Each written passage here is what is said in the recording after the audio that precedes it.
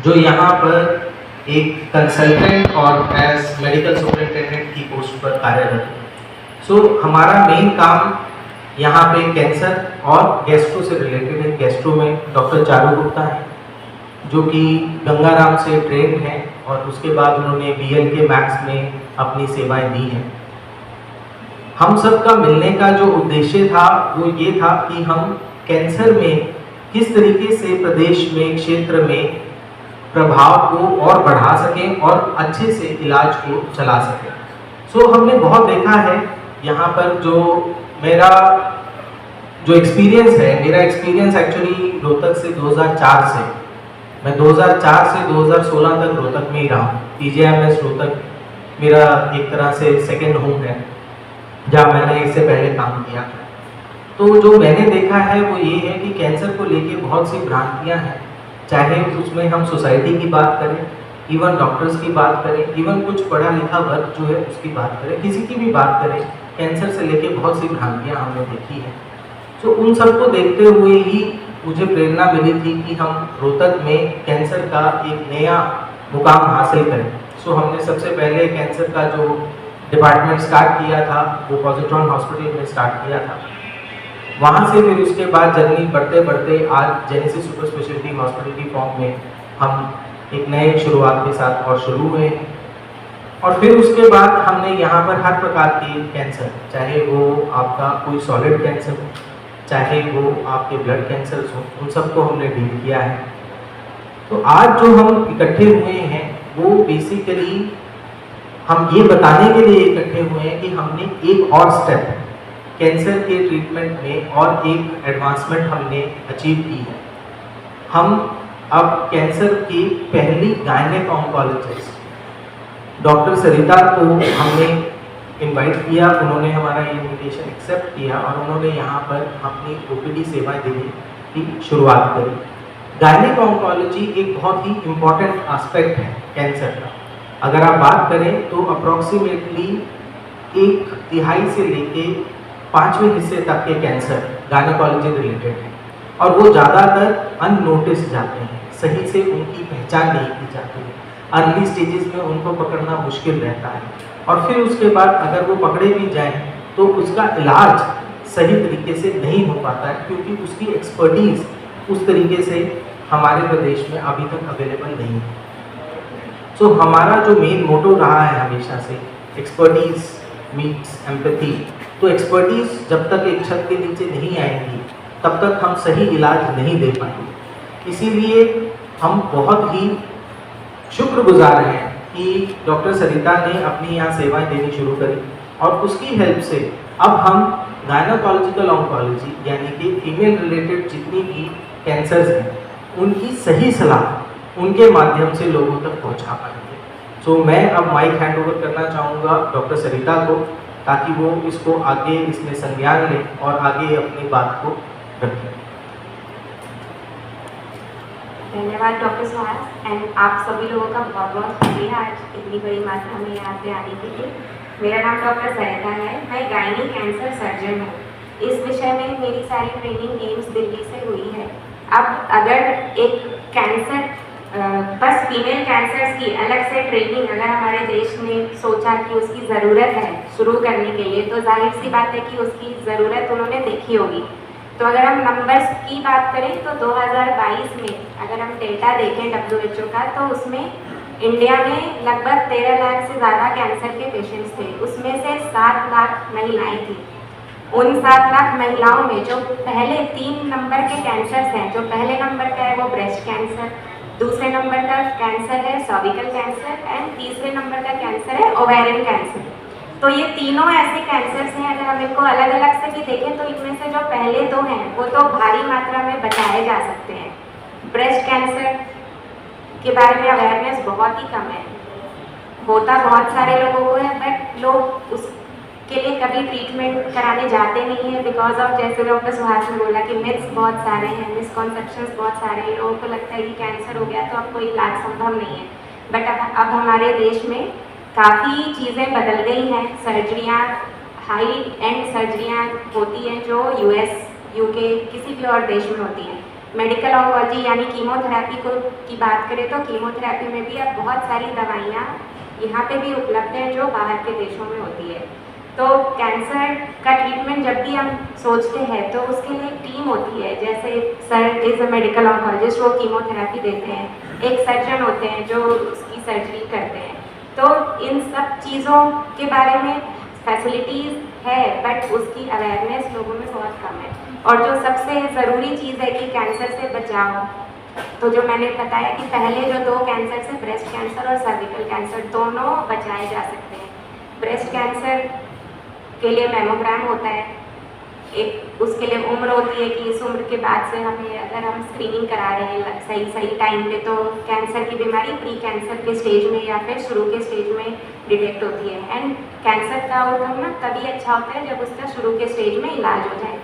Similarly अगर हम cervix के कैंसर की बात करें तो ये तो इकलौता ऐसा कैंसर है जिसके लिए पूरी तरह से बचाव संभव है, वैक्सीन भी आई हुई है। वैक्सीन 2006 से हमारे देश में उपलब्ध है बट लोगों को पता नहीं है क्योंकि ये मेडिकल न्यूज़ इतनी वायरल नहीं होती।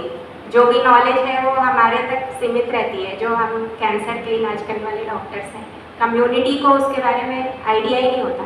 तो ये ओपीडी जो स्टार्ट करने के पीछे हमारा मेन मकसद यही है कि विमेन में जो कैंसर्स हैं वो बहुत बढ़ रहे हैं, तो हमें नॉलेज होनी चाहिए कि वो क्या कैंसर्स हैं, उनसे कैसे रोकथाम संभव है, उनका अगर किसी को हो रहे हैं सिम्टम्स हैं। फीमेल्स में प्रॉब्लम होती है कि वो अपने सिम्टम्स बताते ही नहीं हैं, घर परिवार में भी नहीं बताते, उसको काफ़ी हद तक वो छुपा के रखते हैं। गायनेकोलॉजिस्ट के पास भी बहुत लास्ट में जाते हैं जब उनको लगता है कि समस्या बहुत बढ़ गई है, तो बीमारी हमेशा लास्ट स्टेज में पता चलती है। तो ये सारी चीज़ों को टैकल करने के लिए हमने ये ओपीडी स्टार्ट की है ताकि लोगों के पास, घर के पास ऐसा ना हो कि अगर गायनी कैंसर से रिलेटेड कोई समस्या है तो दिल्ली जाना है या मुंबई जाना है। जब उस बीमारी के इलाज करने के डॉक्टर्स अगर यहीं पे उपलब्ध हैं तो उनकी समस्या यहीं पे सॉल्व हो सकती है। और फिर से हम हेल्थ कैंप्स या फिर वैक्सीन के कैंप्स ये सब भी इन फ्यूचर हम स्टार्ट करेंगे ताकि जो इसके कैंसर के अगेंस्ट प्रिवेंशन है, मतलब जो बचाव है, बचाव हमेशा सबसे अच्छी चीज़ होती है। हम चाहेंगे ही नहीं कि वो कैंसर डेवलप हो। तो इन्हीं सब चीज़ों को माइंड में रखते हुए ये ओपीडी करने का हमने डिसाइड किया था एंड आई होप आप लोगों का सपोर्ट रहेगा एंड आप लोग इस बात को कम्युनिटी तक पहुँचाएँगे कि ऐसी ओपीडी होती है जेनेसिस हॉस्पिटल में हर मंथ के पहले वेडनेसडे को 2 से 3 बजे के बीच में। कोई भी gynae related problems, breast related problems आके एक बार जरूर उससे मिल के जाना है या मतलब चेकअप करा के जाना है। अगर कभी ऐसा लगा कि उनमें से कोई ऐसे पेशेंट हैं जिनको बड़ी सर्जरी चाहिए, तभी हम उनको एडवाइस करेंगे कि हाँ वो दिल्ली आए, मैक्स हॉस्पिटल में आए। अदरवाइज जिनका इलाज, बहुत सारे केसेस में इलाज यहीं पे संभव होता है, अभी यहाँ पे भी काफ़ी सुविधाएं हैं। तो हमारा मकसद यही है कि ज़्यादा से ज़्यादा लोग इस बात को समझ सकें कि कैंसर से बचाव संभव है, खासकर फीमेल में होने वाले कैंसर्स में, बट उसकी अवेयरनेस बहुत कम है और उसकी अवेयरनेस हमें बढ़ानी है। धन्यवाद। क्या प्राथमिक लक्षण क्या होते हैं? प्राथमिक लक्षण जैसे अगर ब्रेस्ट में कुछ भी गांठ है, हालांकि बहुत सारी गांठें होती है ब्रेस्ट में बट सारे कैंसर नहीं होते, 90% ज़्यादा गांठें नॉन कैंसरस होती हैं। बट फिर भी अगर गांठ पता लग रही है 40 साल की उम्र के बाद, घर में पहले से भी किसी को कैंसर की हिस्ट्री है या फिर निपल से कोई डिस्चार्ज आ रहा है, गांठ छूने में बहुत हार्ड है तो, और गांठ जल्दी जल्दी बढ़ रही है, मतलब 1 महीने में साइज़ बढ़ गया है, तो ये सारे कुछ ऐसे संकेत हैं कि इनको नॉर्मल नहीं समझना चाहिए। तो उस केसेस में हमेशा डॉक्टर के पास जाना है। एंड जो मैमोग्राम की मैं बात कर रही थी, 40 ईयर्स के बाद हर फीमेल को हर 1 से 2 साल में मैमोग्राम कराना है। मैमोग्राम कोई महंगी जांच नहीं होती, एक सिंपल सा एक्सरे होता है, हर जगह उपलब्ध है, यहाँ पे भी उपलब्ध है। एक बार उसको कराएंगे तो प्री कैंसर की स्टेज में ही समस्या पता चल जाती है। अब जो दूसरे कैंसर हैं जैसे सर्विक्स का कैंसर, यूट्रस का कैंसर, ओवरी का कैंसर, सर्विक्स के कैंसर में हम जो सिम्टम्स होते हैं मेनली होता है कि नीचे से लंबे टाइम से डिस्चार्ज होना, पीरियड्स के टाइम पे ज़्यादा ब्लीडिंग होना, नीचे के हिस्से में पेन होना, पेशाब की समस्या होना, या फिर इंटरकोर्स के टाइम पे पेन होना, मतलब ये सारी ऐसी समस्याएं हैं जो आपने सुना होगा हर फीमेल को होती है कभी ना कभी। बट अगर यही समस्या अगर 1-2 महीने से ज़्यादा चल रही है और लग रहा है कि नहीं टेस्ट तो अभी हमने कराया नहीं है, अल्ट्रासाउंड भी ठीक ही आ रहा है, बट अगर सिम्टम्स हैं तो एक बार गायनिक-ऑन्कोलॉजी को ज़रूर दिखाना है। अब ओवरी कैंसर की बात करें, ओवरी कैंसर एक ऐसा कैंसर है जो अभी तीसरे नंबर पे आ गया है हमारी कंट्री में, और उसकी मेन परेशानी ये है कि उसमें ना सिम्टम्स ऐसे होते हैं जो हर किसी को होते हैं। पेट फूला लगना, खाना खाने के बाद पेट जल्दी भरा भरा लगना, पेशाब की समस्याएं, पैरों में सूजन होना। तो जो भी हमारे घर की वृद्ध महिलाएं हैं अक्सर उनको ये सिम्टम्स होते हैं। हम ये बोलते हैं कि गैस की समस्या है, गैस्ट्रोएंटरोलॉजिस्ट से दिखा रहे होते हैं, पेट में पानी बना है, ये सब कभी ध्यान नहीं जाता कि वो हो सकता है ओवरी में ट्यूमर बन रहा हो। और इसीलिए ना ये वाला कैंसर हमेशा ही लास्ट के स्टेज में पता लगता है, स्टेज 3 या 4 में। उस टाइम पे हमारे पास ऑप्शंस बहुत कम होते हैं बीमारी को क्योर करने के लिए, एंड बीमारी बहुत जल्दी वापस भी आती है। तो अगर ये सारी समस्याएं आपके घर परिवार में किसी फीमेल को है, आप जिनकी उम्र 50 साल से ज़्यादा है, पीरियड्स रुकने के बाद कभी ब्लीडिंग हो गई हो, तो ये सब नॉर्मल चीज़ें नहीं है। उसके लिए अल्ट्रासाउंड कराना है, जल्दी जाना है, एटलीस्ट गायनेकोलॉजिस्ट के पास तो जरूर जाना है। उनको वो एक अल्ट्रासाउंड करेंगे, गायनी चेकअप करेंगे, एंड उसमें अगर कोई बीमारी सामने आती है तो आपको रेफर करेंगे। तो जो मैं कह रही हूँ ना कि गायनी एग्जामिनेशन से हमारे देश में इतना खौफ है, मतलब महिलाएं नहीं चाहती अपना गायनी एग्जामिनेशन कराना। सर्विकल कैंसर के बारे में मैंने बोला था कि उसके लिए पैप स्मीयर होता है, स्क्रीनिंग करते हैं उससे ना, गायनी एग्जामिनेशन करके टेस्ट लेते हैं, बहुत सिंपल सा टेस्ट है। लेकिन हमारे देश में बस 1% महिलाएं हैं जो कभी अपना स्क्रीनिंग के लिए जाती हैं। ये डेटा है ICMR का।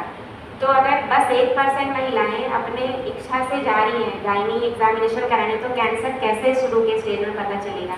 फिर तो हमेशा ही वो लास्ट स्टेज में ही पता लगता है, फिर इलाज की चीज़ें कम हो जाती हैं। तो सिम्टम्स वैसे ही होते हैं जैसे ब्लीडिंग होना, पेन होना, बट सिम्टम्स बहुत कॉमन है। नॉन कैंसर वाली प्रॉब्लम्स में भी ये सिम्टम्स होते हैं, बट अगर सिम्टम्स ज़्यादा समय तक हैं तो उनको इग्नोर नहीं करना है। तो इलाज कहाँ तक संभव है? किस स्टेज तक इलाज संभव है? वो हर कैंसर का अलग अलग होता है। स्टेज 4 में अगर मोटा मोटी मान के चले तो बीमारी ऐसी होती है जो दूसरे अंगों पे फैल गई है, जैसे लिवर में या फिर छाती में। उस स्टेज में क्योर नहीं होता है। उस स्टेज में हम जिस इंटेंशन से इलाज करते हैं, हम आपको मेडिकल ऑन्कोलॉजिस्ट बेटर बता पाएंगे। सो बेसिकली जो आपका सवाल है कि इलाज किस स्टेज तक संभव है, इलाज आज की डेट में हर स्टेज में संभव है। ये भी एक बहुत बड़ा मिथ है कि स्टेज 4 का कैंसर हो गया तो उसका इलाज संभव नहीं है। हम बात बेसिकली उस समय इलाज की नहीं कर रहे होते, हम बात बेसिकली उस समय बात कर रहे होते हैं क्वालिटी ऑफ लाइफ की, जीवन की गुणवत्ता को कैसे मेंटेन करें। हम सबको पता है कि स्टेज 4 के कैंसर को पूरी तरह से शरीर में शायद ही खत्म किया जा सके। बहुत कम स्टेज 4 के ऐसे कैंसर हैं। दाओ मैम ने ओवेरियन कैंसर का नाम लिया, ओवेरियन कैंसर में स्टेज 4 के कैंसर में भी हम कभी कभार स्टेज पूरी तरह से कैंसर को ख़त्म कर सकते हैं। आजकल सर्जरीज इतनी एडवांस्ड आ चुकी हैं। स्टेज 4 ओवेरियन कैंसर एक ऐसा कैंसर है जिसके अंदर अगर हम अच्छी सर्जरी करवा पाते हैं with the help of advancements, तो आज की डेट में इवन स्टेज 4 का ओवेरियन कैंसर भी पूरी तरह से क्यूरेबल है। सो इस चीज़ को, अब इस मिथ को मैं तकरीबन 3 साल से बस्ट करने की कोशिश कर रहा हूँ कि कैंसर आज की डेट में हर स्टेज में, हर एज में ट्रीटेबल है, क्यूरेबल स्टेज 3 तक। स्टेज 4 के कुछ कैंसर्स फुली क्यूरेबल है, जैसे उसमें लिम्फोमा आता है, जैसे उसके अंदर आपका ओवेरियन कैंसर आता है, और भी 2-4 कैंसर बच्चों के जैसे ऑस्टियोसार्कोमास है। उसके अंदर हमने 2 बच्चों को यहाँ पर बिल्कुल स्टेज 4 के लेवल पे थे, हमने उनको क्योर किया। सो ऐसा नहीं है कि आजकल कैंसर क्यूरेबल नहीं है, बिकॉज एडवांसमेंट्स बहुत आ गई हैं, नए एजेंट्स बहुत आ गए हैं, और उसके बाद सर्जिकल एडवांसमेंट्स इतनी आ चुकी हैं कि अब सर्जन इवन अगर एक ऑर्गन की बजाय 2 ऑर्गन्स में भी है तो वो उसमें डरते नहीं, they can go for surgeries, और इतनी एडवांस सर्जरीज कर लेते हैं, और उसके बाद वो बच्चा या वो पेशेंट जो है पूरी तरह से उस कैंसर से निजात पा लेते हैं। तो आज की डेट में होप बहुत ज़्यादा है अगर कैंसर से। ओपीडी का कैंसर मैडम एक पीसी ओपीडी के कोई चार्जेस नहीं। अच्छा मैडम पीसीओडी और पीसीओएस क्या उसके कारण भी कैंसर हो सकता है? हाँ, उसके कारण अगर पीसीओएस में क्या होता है ना, ईस्ट्रोजन की मात्रा बहुत ज़्यादा हो जाती है बॉडी में, क्योंकि पीरियड्स टाइम पे नहीं आते, बिकॉज अंडे टाइम पे नहीं निकल रहे ओवरी से। तो जो ज़्यादा ईस्ट्रोजन की मात्रा होती है उससे लंबे समय के बाद बच्चेदानी की लाइनिंग का कैंसर होने का रिस्क होता है। अभी मेरे पास 3-4 पेशेंट्स हैं, उनकी उम्र है 25 साल, 30 साल, 33 साल और 35 साल। मतलब इतने कम एज में उनको यूट्रस की लाइनिंग का ट्यूमर हुआ है। तो पीसीओएस हो गया, एंडोमेट्रियोसिस हो गया, ओवरी में सिस्ट हो गया जो कि अच्छे नहीं दिख रहे हैं, सिंपल पानी वाली गांठ नहीं है। तो ये सारे ऐसे कंडीशंस हैं ना जिनको थोड़ा प्री कैंसरस मानते हैं और उनमें भी कैंसर हो सकता है।